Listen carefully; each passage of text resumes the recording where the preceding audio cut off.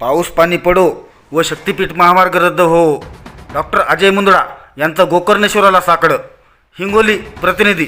हिंगोली औंढा नागनाथ तालुक्यातील नागेशवाडी गावापासून जवळच असलेल्या माळावर वसलेलं एक छोटंसं मंदिर छोटं जरी असलं तरी परंपरा मात्र पिढ्यानपिढ्यांची. नागेशवाडी येथून जवळच असलेल्या माळात पाऊलवाट व काट्याकुट्यातून निघालेला सुंदर दरीखोऱ्यांचा रस्ता व टेकड्यावर वसलेलं गोकर्णेश्वराचं मंदिर मागील अनेक दशकांपासून या ठिकाणी कार्तिकी एकादशीच्या दिवशी यात्रेची परंपरा आहे. परिसरातील व लांबून लाखो भाविक या यात्रेला येतात व या स्थानाला परिसरातील लाखो भाविक धाकल्या पंढरीचं स्वरूप म्हणतात. तशीच स्थानिक जनमानसात मान्यता आहे, त्यांची तशी श्रद्धा आहे.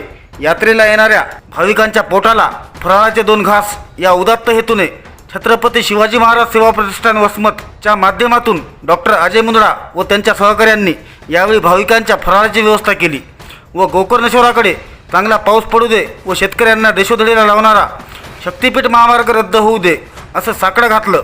यावेळी छत्रपती शिवाजी महाराज सेवा प्रतिष्ठानचे शेकडो कार्यकर्ते उपस्थित होते.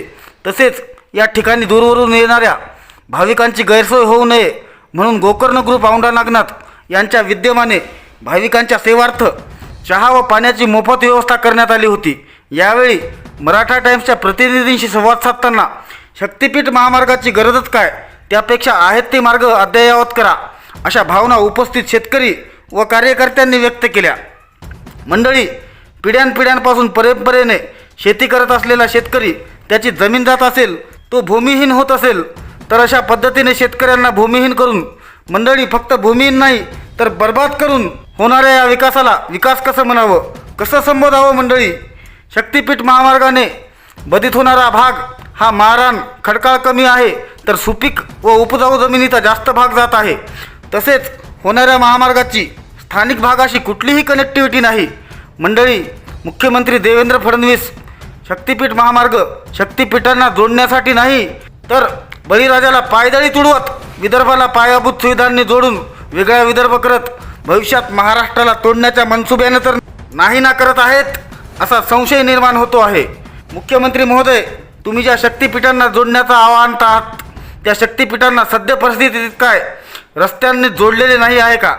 सर्व शक्तिपीठांपर्यंत राज्य राष्ट्रीय महामार्ग पोहोचलेले नाहीत काय? तुमचे मनसुबे नेमके आहेत तरी काय? या ठिकाणी तुमच्या मनसुब्यांबाबत व तुमच्या नियतीबाबत प्रश्नचिन्ह उपस्थित होत आहेत. आम्हाला नको आहे हा शक्तिपीठ जो बळीराजाला देशोधडीला लावणार आहे. गोकर्णेश्वराच्या कृपेने तुम्हाला सद्बुद्धी सुचो व चांगला पाऊस पडो, पीक पाणी बहरो एवढेच आपण म्हणू शकतो. मराठा टाइम्ससाठी विशाल शिंदे, हिंगोली.